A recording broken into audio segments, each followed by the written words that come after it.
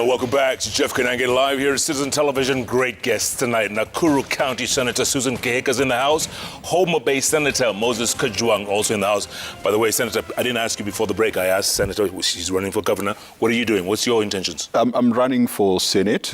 And I just want to continue the work we've been doing in supporting devolution from a policy and legislative perspective.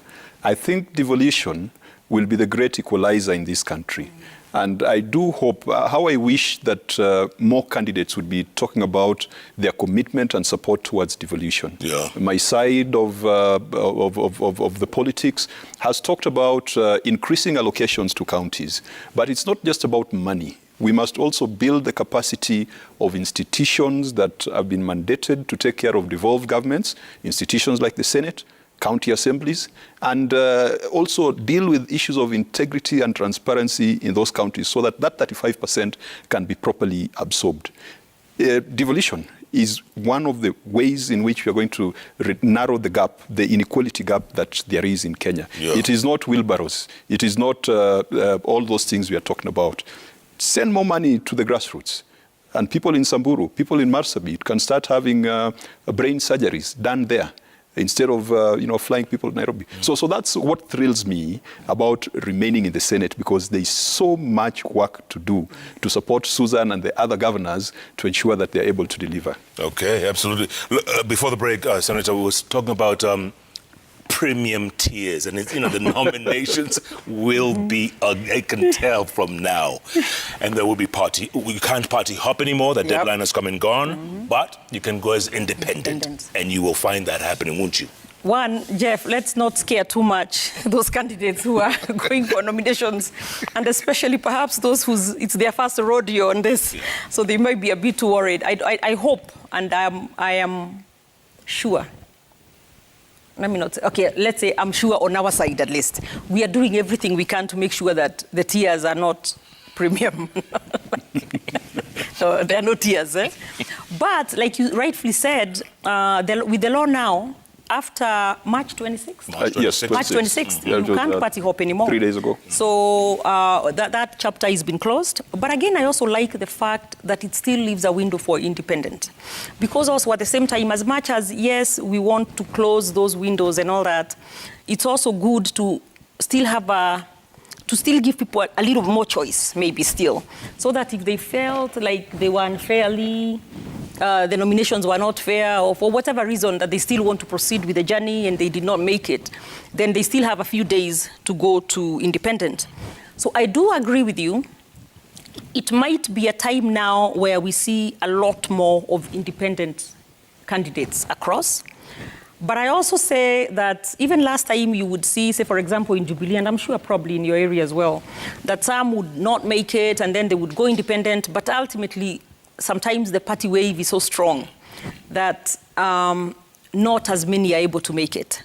So I think it's good to have that choice, but ultimately, a lot of the times it doesn't work. Yeah. A lot of the times. Senator, you agree with that?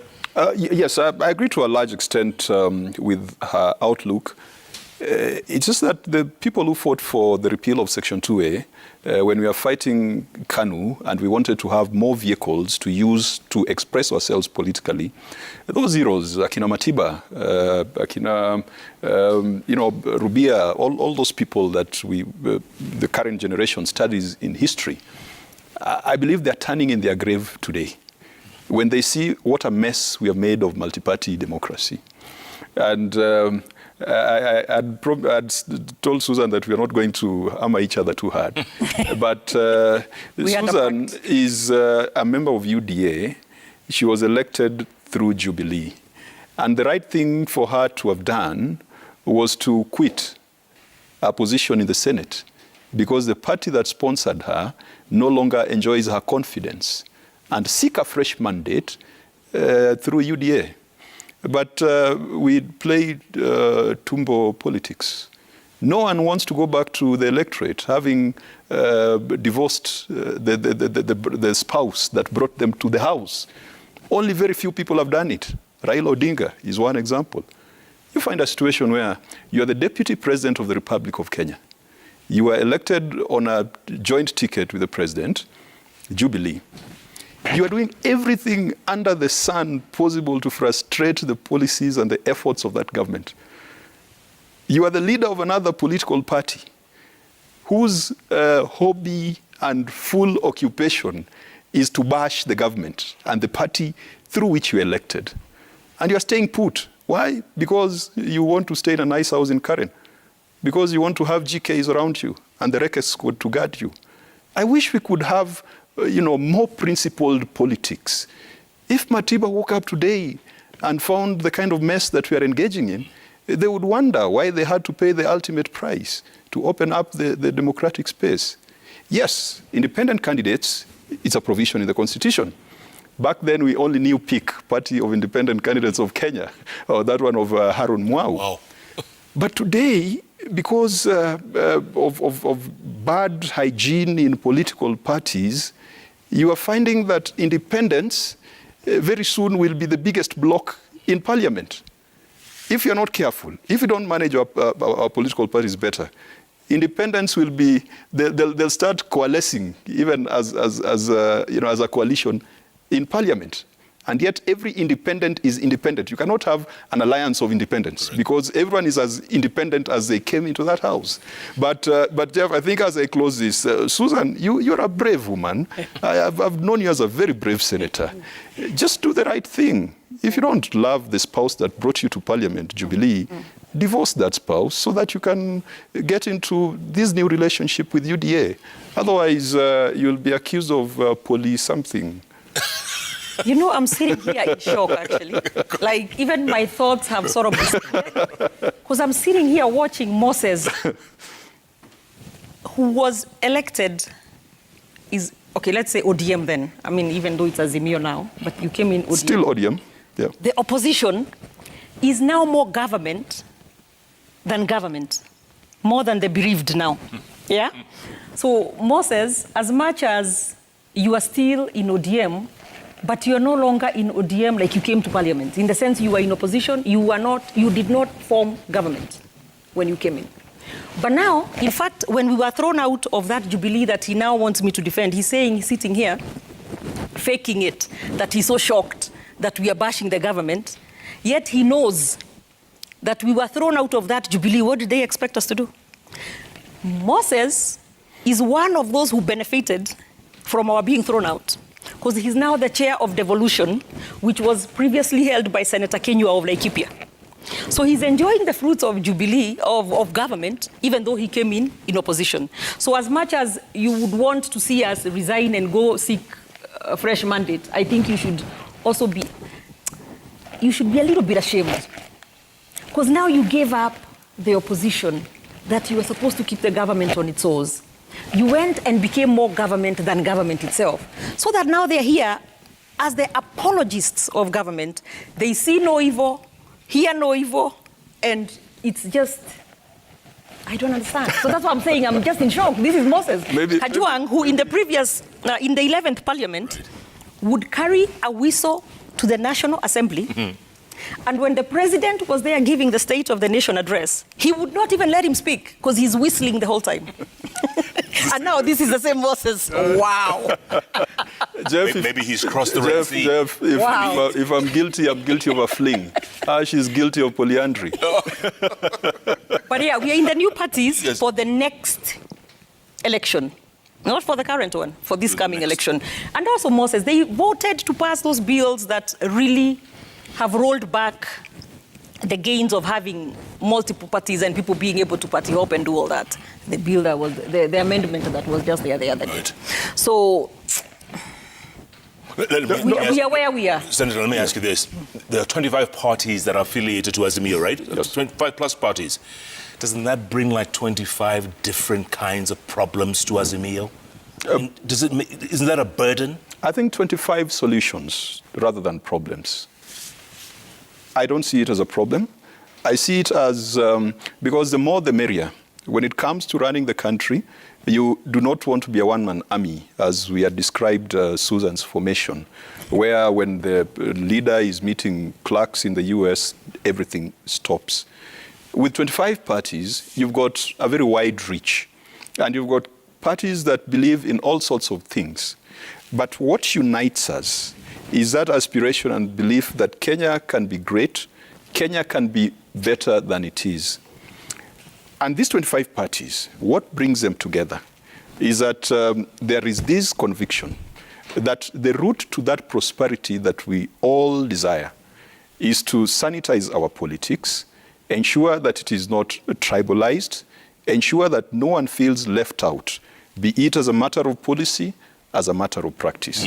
So the 25 parties that forms this broad coalition, in fact, there are more parties. Today I met people, members of Federal Party of Kenya.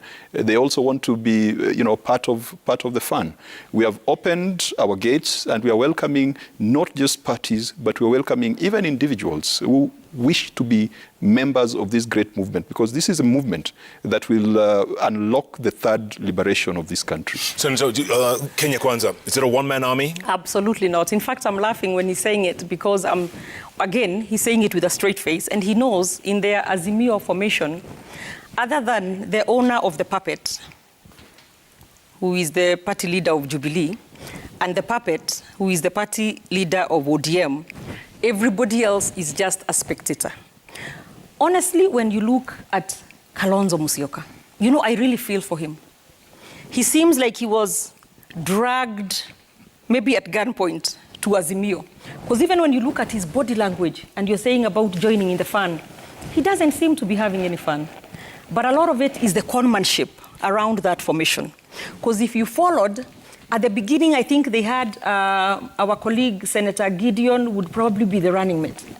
Then they came, we had Munya would be the running mate. They even came and tricked my governor into going to Azimio because he was promised, and I prayed for him to get it, but apparently I don't know where we are on that. It doesn't seem like it's happening. So he would be a running mate. So he went all crazy in Nakuru, but it's not happening. Now I'm hearing you tricked Kalonzo, he came, he would be the running mate. Now you've taken on to Karua.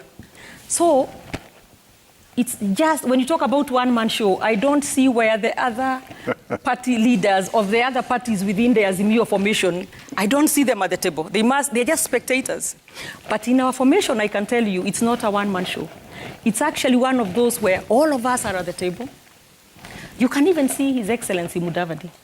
He's now back to himself. You see when he talks about economy, the way it makes sense. You can see he's a different man now because he's carried your baggage for so long. But now he's at a place where he's at the table, his opinions, his agenda has been, the pesa mfukoni has also been brought together with the kazi ni kazi. So we are all working together and it's not a one-man show.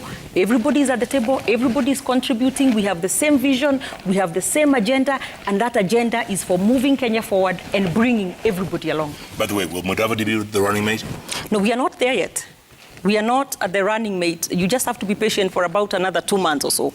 And by then we shall unveil the running mate. Did you notice that when she was talking about Azimio, they also have very voyeuristic tendencies because she's peeping into the Azimio tent to figure out what's going on.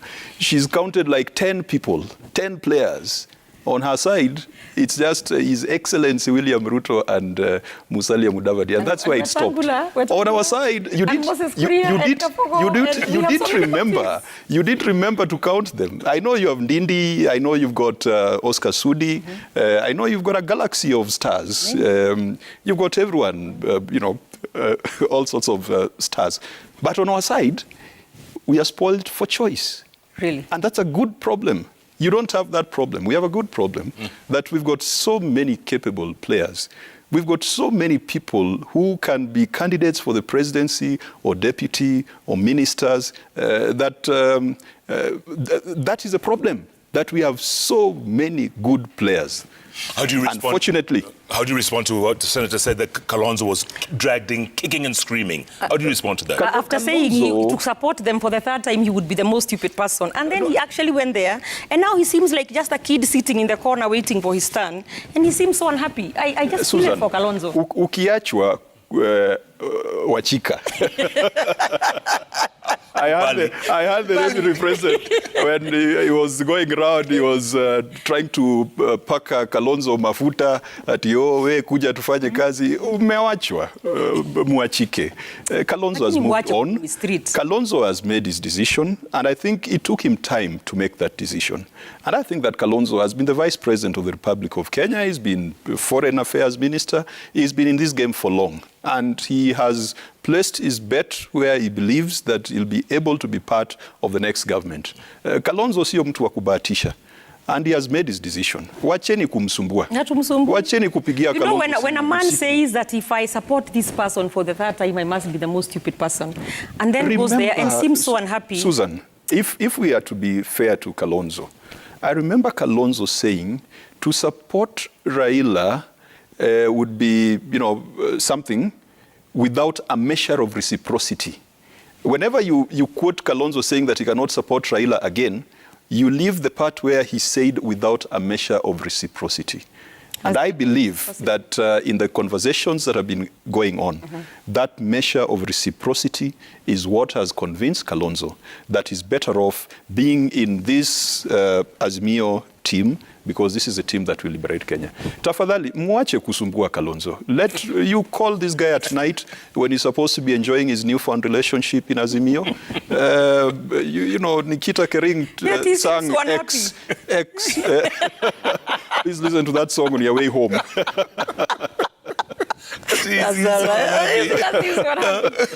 But anyway, even on our side, we have a lot of very able leaders who would be able to step day one into the shoes of the deputy president and get started and keep going. So there are many.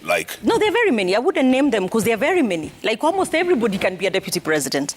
So that is why we are not in a rush. We are going to take our time. We need to not rush it because it's not the most important thing right now. Right now, what we are doing, we are going around the country. We are having economic charters with the different counties. We are talking about our agenda and what it is that we shall be doing, because I believe come August 10th, 2022, which is in a few months, William Ruto will be the president of this country, and we are not now just moving around and saying, just support us, TBIM, tialala, what. We are actually talking about the economy and what we shall do to revive it, the unemployment issue and everything and all that sort of stuff. So that is what we are concentrating on right now, and really not about the running mate. But at the right time, that will be unveiled. Yeah. Do you think they have to come from Central? Is that necessary? Let's wait and we'll see when we get there. I would like to see a woman on the ticket. I would also believe, or most likely it will be a Mount Kenya person, but again, I don't want to speak, that's above my pay grade, okay? So I think it would be, but I'm not necessarily saying it will be. Right. So that's why I'm saying let's be patient a bit, and in about 2 months or so, we'll be able to see who is picked. Because it's only one person. And it's a big process as well. It's only one person who makes No, it's actually a process right now. In their camp. And it's going on right now. Yeah, it's not as consultative as it is, on our side. I think even as on our side, there are a lot of consultations going on. A lot of people have been talked to because, yes, we believe we've got a lot of potential presidents, not just potential deputy presidents in our camp.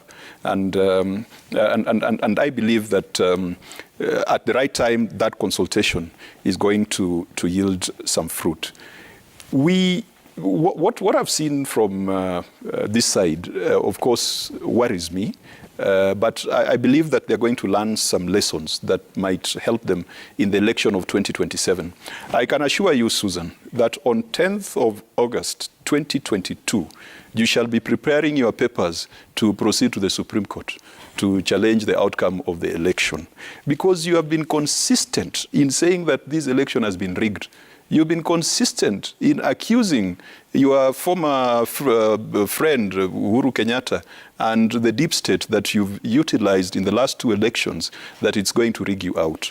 And it's unfortunate for us to say those kind of things when we are outside Kenya. We can say these things when in Kaptembwa, in Homa Bay, in Makutano, but then you go to the United States of America, you go to the United Kingdom, and instead of talking about your big vision for Kenya, and Kenya being such a strategic country in Africa, and not just in Africa. If you look at the security situation in the region, Kenya is an extremely important player, not just in Africa, but even all the way to the Gulf, because you've got the British here, you've got the Americans here. Kenya is a stabilizing factor in Ethiopia, in Somalia, in South Sudan. Instead of going out there to talk about your foreign policy ideas, your industrial policy, your big picture of the economy, how Kenya can integrate with the global economy, you go there and start accusing people of planning to steal the elections. I think, Susan, if you accompany the deputy president in that trip, I believe you would have advised him better, because you are the president of a global parliamentary body. And I believe that you can do better than that. Moses. And you were there, by the way. I am so. She's a president of what's a association? Women Parliamentarians of IPU. Yes. I wouldn't expect you to go to an IPU meeting to talk about Moses, it's also good rigging. to have facts when you speak. Obviously, you are not at those meetings, but some of the things that were discussed, which they should be discussed, because if it's a concern, it's a concern, whether it's in Kenya, whether it's in Uganda, whether it's in America, the UK, or wherever. So if you know, there are some things, when we talk, we are not talking about the deep state will rig. We don't even believe in those deep state things, by the way. And I think it's actually from your side, where now they believe now that because you have Uhuru Kenyatta on your side, you will be helped and given... you will be helped so that the system can help you get in. That we don't come from that side. We don't think like that. We know we shall win the elections. We know the people are with us. And what we shall do is make sure nobody will take our win from us, okay? But when we talk about, when you have a president who says that I will not hand over power to so and so and so and so, what sometimes we say or push back and say is, as a president, you don't get to decide who you hand over power to. The people of Kenya decides who gets to be in power after August 10th. You know, so those are things that are there. When you have institutions that are mandated to do some things, in fact, we talked about Parliament and so many other institutions that are weakened, it's a concern from our side. We want to make sure, and that is one of the things because we shall, God willing, we shall take over after August 10th. One of the things that we want to do is make sure... August 10th could be 2027. No, on August 10th. Okay. One of the things that really our side intends to do is strengthen especially independent institutions, because those are some of the things that have been really weakened in this last fight, in this time of the handshake. And I think that was probably the intention of the handshake, so that anything goes and anything gets done, and there is no parliament to oversight executive, because now even the ones who are supposed to be oversighting them are singing their songs more than even that government, you know. So the institutions need to be strengthened, such as the judiciary, such as, you know, many other institutions. So when we talk about that as a concern, you shouldn't be worried. In fact, you should be telling us that we are doing the right thing, Moses, because I know you, and I know you are better than that. No, you are a great person who also believes in the rule of law, constitutionalism, and I know you do not stand for the weakening of independent institutions, which we've seen every day. Definitely, but you know, the crybaby approach that their side has taken is setting up, you know, that's how you start rolling the drums of war and start preparing people to reject the outcome of an election. That is what Donald Trump did with a lot of skills. He prepared his conservative base that the elections were going to be stolen. He said it even before the elections were cast. We have talked about institutions for the longest time. When we were talking about the Auditor General as a constitutional institution that needed to be protected, when we were encouraging the Auditor General to go to New York to follow the trail of Eurobond, it is your party leader who answered us, and he used choice words to dismiss us. When we were protesting around Anniversary Towers, in fact, our protests were led by Senator Mudhama and Senator Khalwale, who today is in your camp. Your party leader dismissed us and told us that even if you make Oburu Odinga the chairman of IEBC, bado nitawanyorosha. So I'm happy that today you are starting to see the point. What we have consistently spoken about over the years. We are confident, and we are not relying on the deep state. We are relying on the people. And we have gone around this country, Jeff. Raila Amolo Odinga has gone to almost every county in this republic. He's talking directly to the people. He's not talking to brokers. He's not talking to those deep state the people you're talking about. He's speaking directly to the people, and every place he goes to, he says something that is relevant to them. Just the other day, he was in Western Kenya. What was the thrust of his speech? It was about the sugar industry. Who collapsed And the it? sugar industry, right now, Susan, you and I, the sugar bill is before the House. I agree. So you need to show up in the House I agree. for us to pass that bill. Of course we are. So that we can reorganize that sector so that it favors the sugarcane farmer rather than the miller. Absolutely. Whenever We are for the hustlers, whenever the sugarcane farmer. Whenever the Prime Minister Raila Odinga goes to a place like the coast, he talks about local concerns and is bold enough to talk about the question of land, which they don't have the guts to talk about. When he goes to other parts of the country, he will talk about issues like corruption very boldly. And so I think we are talking. Can we first ask? We are talking directly to Kenyans, and we believe that it is Kenyans who will put us there. And of course, Almighty God of all creation, if it's His will, it shall be done. First, it was Oburu himself, Raila's brother, who talked about now, you remember that clip, I'm sure you saw it, that now that you're on the right side, Deep State will help you to make sure that now you get in. And I want to tell you, and burst your bubble, that there is no such thing as Deep State. Go look for votes to the people. I agree. But my question to you, Susan. Moses, if your side loses on August 9th, will you concede defeat? That's all we want to know. That's what we've been saying. Because you never do. And that is what always begins the issues that we get after elections. And this time, you got lucky. This last time, your political bad manners were rewarded with a handshake. And we cannot continue that way. So if you're defeated, you concede defeat. The same way we have said, if we are defeated, we shall concede. Let me ask you. Your new friend, Moses Kuria, made some revelations just recently. By the way, he was summoned by ABC for that. Yes. Both him he and made some Even Sabina Chege said the same. He made some revelations. Why are you going to cite Oburu and you don't cite Moses Kuria? No, because you were saying that you don't talk about system. Was Moses Kuria speaking on behalf of UDA? Absolutely not. And definitely Oburu was Sabina. Sabina. So why do you think Oburu was speaking on behalf of? You know who? First of all, by the way, Moses Kuria is not in UDA. Yeah, but he has his own. He's your friend. He has his own party. He spoke in your function. So when Oburu speaks, that's Raila speaking. No. Because one, that's the brother, he's in ODM, so that's completely in the kitchen, in there. No, Susan, you can't say, if you say that, we'll say that all the things your father said, good and bad, that was Susan speaking. I mean, it does not follow. We must separate. We must separate. All right. Are you chairman of revenue allocation, right? I'm chair of the devolution and intergovernmental relations committee. And he does very well, by the way. Thank you. You're a good senator. Let me ask you this. And you talk about devolution a moment ago. That's the best thing that's happened to Kenya, right? Yeah. The counties are still to receive, I think it was like 39 billion shillings. Yes. Yes. To date. Yes. Which had been approved. Yes. Yes. Come on. I mean, how does that work? No, this one, we must be honest, it's brinkmanship by the National Assembly. The 39 billion was supposed to go to counties as conditional grants, not as equitable share.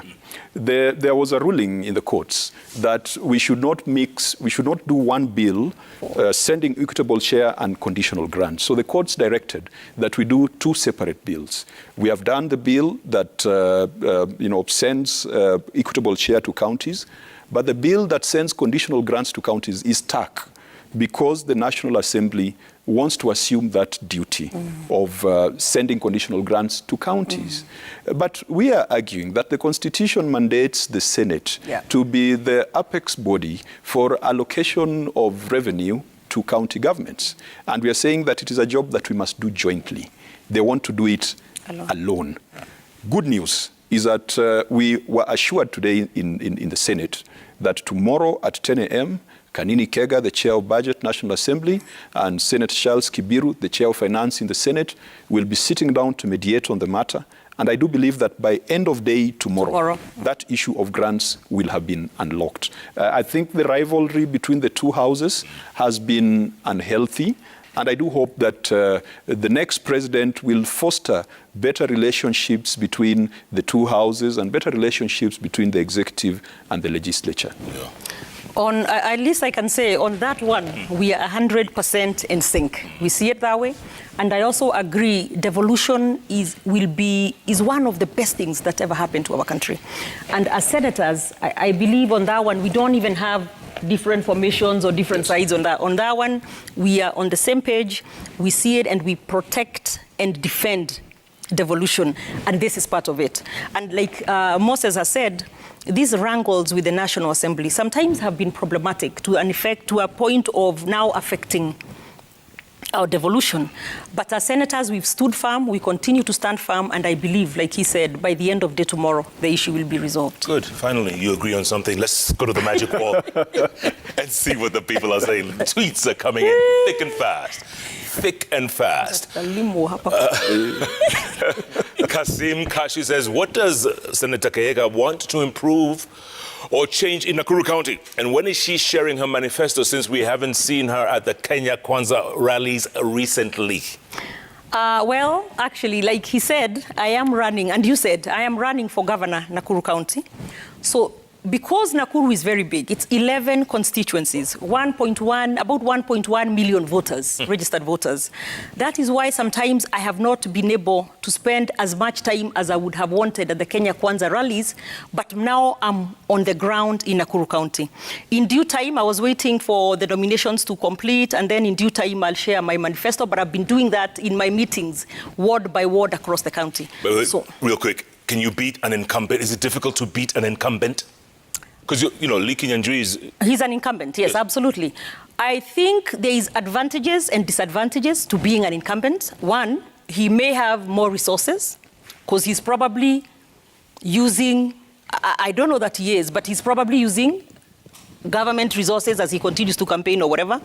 But on the other hand, there is also the baggage of being an incumbent. Because, for example, I would say he has not done as much work as he probably should have done, and I'm able to capitalize on that. So it's both ways. There is also obviously advantages of him being a sitting governor, but at the same time, it's not impossible to remove a sitting governor, especially one like Lee Kinyanjui, who has not been performing.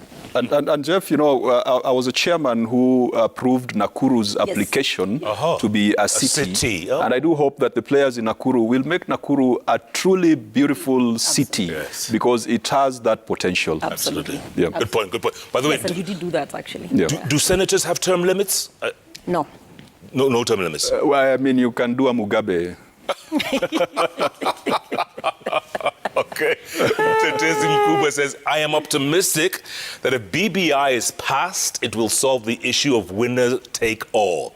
Senators, please should clarify if the implementation of BBI will have an effect on increasing tax burden to the common mwananchi.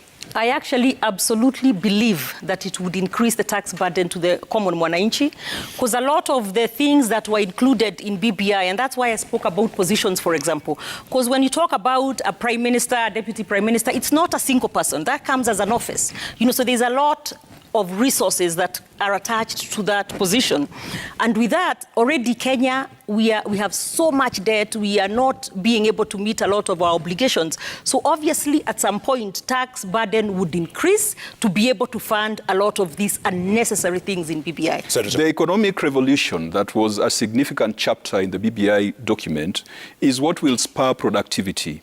And when you've got a productive economy, even the tax burden goes down.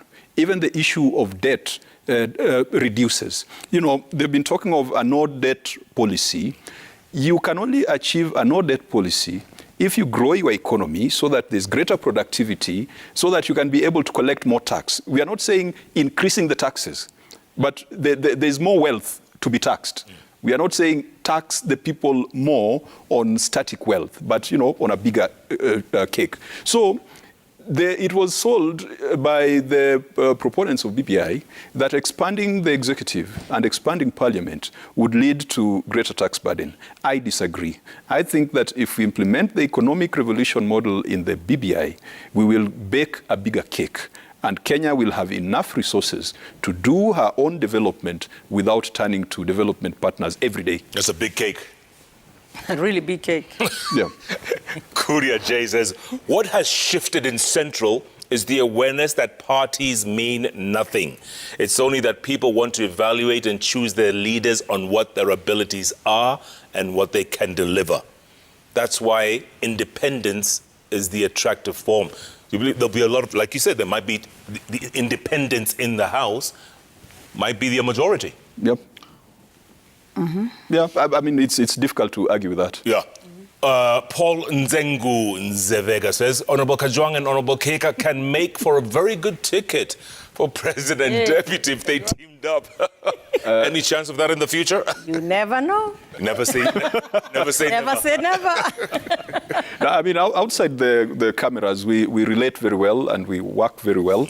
And I think that the lesson to Kenyans is that we politicians, sometimes when we are campaigning and we seem to be taking very tough positions, perhaps it's because you're looking for jobs.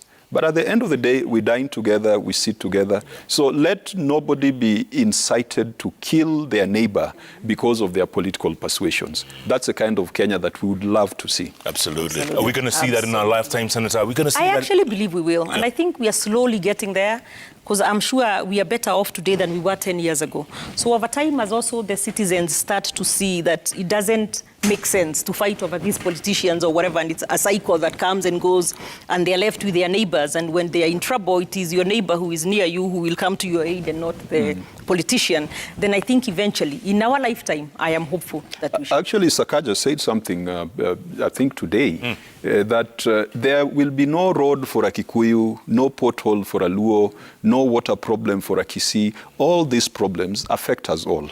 So if we start thinking that way, then we will now be having a set of policy options to choose from, rather than a set of tribes and tribal inclinations to choose from. Absolutely. We are getting there, Jeff. Yeah. I think even this campaign, it has been more issue-oriented than the last campaigns, because we've had previous campaigns where it has been 40 versus 1 or 40 against 1. We've even had campaigns in this country. People are forgetting that there was a time when there was a serious campaign that Asians should be expelled from Kenya. Those things have happened in the history of politics in this country. At least today, we are all talking about being on the same table, but just having slight differences in the manner in which we want to achieve the objectives. Absolutely. Okay. And on that one, I want to give my party leader, the deputy president, his flowers there. He did say about 2-3 years ago that this election, the conversation will change. And I'm here, Jeff, to tell you that this election, the conversation has changed. We are no longer talking about who gets what and all that. We are talking about agendas, about what it is as a formation, what it is that you intend to do for Kenyans. For example, we know they want to continue with the handouts. They talk about the 6,000. But I mean, if you ask me what they stand for, that's the only thing I can think about. The 6,000 to everybody. I don't know how that would be financed. But when we talk also, when you hear of the Kenya Kwanza, you would know about the bottom up, because you've heard us talk about that and how we intend to start at the bottom and come up instead of the trickle-down economics that we've had for the last 50 years. So I believe that we are now talking about issues, and I do hope that maybe in the next 10 years or so, we get to a place like the US or the UK where you have the Republicans and the Democrats, and you know if these ones come to power, this is what they stand for. So that it's not so much anymore about tribe, about I am a Kikuyu, so I must vote for a Kikuyu leader. It's not about that anymore, or whichever, Kamba, whatever. It's more about what it is that you stand for. And that is part of why you see a revolution in the mountain. And I'm sure after August 9th, my point will be proven. That is why there's a revolution in the mountain, where for the first time we have a new crop of leaders who are saying, we are not just going to follow you because you are from my tribe. We are going to do what is right for our people, what they want and where they want to go. And that is where we are. I believe the message, what we've been talking about, has been getting to even the people of the mountain. And we should not look at the mountain as as a cultural entity or just a geographical entity. We need to start looking at, if we are talking about the mountain, we are talking about the significant players in the economy of this country. What is it that we are saying to them about the economy? What is it that we are saying to them about dealing with inequality? And by the way, Susan, if you look at our 10-point plan, the issue of the 6,000 social protection, of course, today, PS Marwa runs a social protection scheme that is taking care of orphans and vulnerable children. So what we are saying is that we are just going to better that. But you see, that is not the solution. That is a way to deal with inequality. Where there has been rapid economic growth, inequality is inevitable. We are saying we've got this big industrial policy that we want to put in place so that there's serious growth in this country, what I call the big cake. But if you look at economic history, every other region or every other country that has grown rapidly, sometimes it leaves some people behind. What we are saying is that no one will be left behind. If you need to be in the cash economy, there will be the cash transfer. If you need healthcare, there will be free healthcare, the Baba Care. If you need education, there will be free education right from nursery school all the way to the university. I've heard them talking of HELB loans and trying to tinker with HELB loans. I went to university, it was funded through HELB loans. I had to pay it back, and they didn't care whether I got a job or not. We need to review, that kind of arrangement. As we are not talking of HELB loans, converting it into a grant, increasing the amount, we are saying any Kenyan child who is capable of pursuing education up to the university shall go to school for free. And it's very clear. They are complaining, Uhuru amewachenga, they are complaining, kura inaibiwa, they are complaining, they're not very coherent in terms of putting in place a clear policy prescription. The bottom-up thing that you guys are talking about is dealing with symptoms of inequality. But how are you going to spur that big growth? Senator Alas, you have the last word. Jeff, thank you very much. Actually, it's been a very interesting show. But what I want to tell you, when at the Kenya Kwanza formation, we are very clear in our minds. It is not a constitutional moment. We are not in a constitutional moment. What it is, it's an economic moment right now. And that is why a lot of our focus, a lot of the agenda for the Kenya Kwanza formation will have to do with the economy. So, because if the economy is doing better, and people, kuna pesa mfukoni, people have money in their pockets, the people are able to have their businesses, to have access to cheaper loans. Right now, if you are a boda owner, I hear they pay like 400 shillings a day to the owner of the boda, and they pay it for so many months, and that is on a daily basis. And then right before they finish paying, the boda is taken away, say you are late a day or whatever. So there's a lot of very expensive credit going on, and that is why these people are not able to move up the economic ladder. So what we are saying is we shall not continue criminalizing those small businesses like the bodas, the matatus, the hawkers, but instead we'll have SACCOs when we come in, and we'll be able to set aside money so that they have access to cheaper credit, which has not been the case. As far as farmers, we know, for example, Nakuru County is a farming county. Agriculture is big. Agriculture and trade also. So what we would do is make sure that there is agricultural extension services so that farmers are able to get cheaper fertilizer, for example. Right now, fertilizer is like 6,800, for example. It's a farming, right now they are planting, it's a planting season.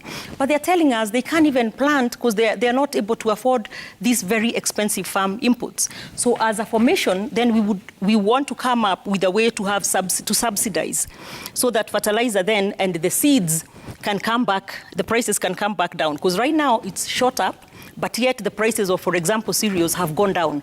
So a farmer really is working all through the year, works hard, but has nothing really. So we want to change that. We want to make sure, in addition to having to providing those cheaper farm inputs, but also have things like storage facilities for these farmers, so that whatever, be it horticulture, be it potatoes, when they harvest them, they are able to put them in these coolers as we get markets. We bring them together in cooperatives again, reintroduce that. That used to be a big thing back in the past, but it's sort of disappeared now off the radar. It's not as strong. So bring them together so that we are able to get markets for these products. So there is a lot to be done, and we are up to the task. And I am sure for those who have been listening to us, who have been watching us, who have seen us even today, and as we go around the country, I am sure the hustlers, by the way, are not just limited to Mount Kenya. Even in Nyanza, where you come from, there are very, very many hustlers. And they are also understanding what it is that we want to do, because they are part. Ours is not a tribal thing, it's not a regional thing, but it's a movement that cuts across, regardless of where you are. You think you can make it to become Nakuru's first woman governor? You think you can? I believe, God willing, and the people of Nakuru supporting me. I've had a lot of support on the ground. I am one senator who has stood with the people. You know, I was a speaker before that. In 2013 to 2017, I was the speaker of Nakuru County Assembly, and with that, I was able to really help set up. Actually, that was the first county assembly under the new constitution. And I was able to help set it up, understand all the different issues in the county as a speaker of the MCAs, because I would visit all the wards. Now, as a senator, I have understood what actually we were with the bosses on the same team as we really fought hard for the 1 man, 1 vote, 1 shilling, because we wanted more money to the counties, and I still believe in that. So I've done a good job, I believe, as a senator. I have defended devolution. I have stood with my people, have made sure Nakuru got more money. In fact, in that fight for more money, I was able to get Nakuru 2.5 billion shillings more per year. So as a senator, I believe I have performed, but I also believe the position now where I would be able to make a difference for the people of Nakuru, be it through agriculture, through trade, through bumping up the polytechnics so we have better skills and so take care of unemployment and all that sort of stuff, is the governor's position. And with that, and having great senators like Kajwang in the Senate, I believe devolution will become entrenched better. But beyond that, I will be able to make a difference in the life of people of Nakuru. Right. And I believe that they will support me. I continue to ask them for their votes, even for those who are watching, and I probably have not asked for your votes. I'm asking for your votes. And I am sure that, God willing, I will be the governor I'll be the governor on August 9th. And if Lee Koinange comes back, then will you accept defeat if he wins? Oh, if I'm defeated, I'll concede. You know, I am a person who believes in democracy. And if the people feel that another candidate is better than me and they vote for him, then I'll concede defeat. But also I would expect the same of my opponents, and not only at the county level, but also at the presidential level, and for the MPs, for the women rep, for the senators and the MCAs. We must have political good manners, and that begins with conceding defeat if you're defeated. Good manners. Senator, would you want to be governor one day? I'm happy with policy and legislation, and I think there's a lot of work that needs to be done there. Sometimes the allure of governorship and to many people would be the largesse that comes with it. But the office of governor has got a huge potential to change people's lives. When you provide a medical facility, when you provide water, when you provide good roads and good schools for children, ECD, you don't know how you are affecting the lives of those people positively. So yes, there's that potential to directly touch the lives of people, but I think someone still has to do the job of policy and legislation. I'll be happy to be a senator. Under Raila Odinga presidency, I believe that we will guide him and he will guide us to ensure that devolution is entrenched, devolution is successful, and Kenya enjoys the kind of growth that it deserves. There are countries that have lifted millions or billions out of poverty in one generation, countries like China. And I also do believe that it is possible in 5 to 10 years for us to lift most of those people who are at the bottom of the pyramid out of abject poverty so that they can be part of the, that national table. So that's my thrill, that at the national level, at the Senate, I can contribute to ideas and thoughts around those. Absolutely. For now, governorship, I've left it to Susan, for whom I wish her well. She's a woman of steel. I've got two players in the ring because I've also related very well with Lee. I've related very well with Susan. But Nakuru is an interesting county because in Kaptembo Ward, they elected an ODM person in Kaptembo Ward. So the people of Nakuru, I think, are very liberal. Absolutely. In fact, in the olden days, the national players would run in Nakuru. Nakuru was like the headquarters of Kenyan politics. Absolutely. Yeah, so Susan, I wish you well, having been a speaker, having been a senator. You've got the right training and right job description for the task that is coming up ahead. Make Nakuru a beautiful city. Yeah. And sort out Naivasha for us so that for those Vasha weekends. For those Vasha weekends. I like that. Yeah. Senator Moses Kajwan, thank you so much for your time. Senator Susan Keka, congratulations. Thank you. And good luck going forward. Thank you. Thank you. Thank you both. Thank you. Great conversation. Thank you, Jeff. And thank you for being a part of this conversation. Remember what they said, folks. Remember, it's all about you at the end of the day. You want to change this country? It starts with you. Yeah. Right? Absolutely. Yep. Keep tweeting. At Koinange Jeff, at Citizen TV Kenya, the hashtag JKLive. Thanks for being a part of the show. Good night, good luck. God bless you all, and God bless Kenya. Thank you. Yay! Well,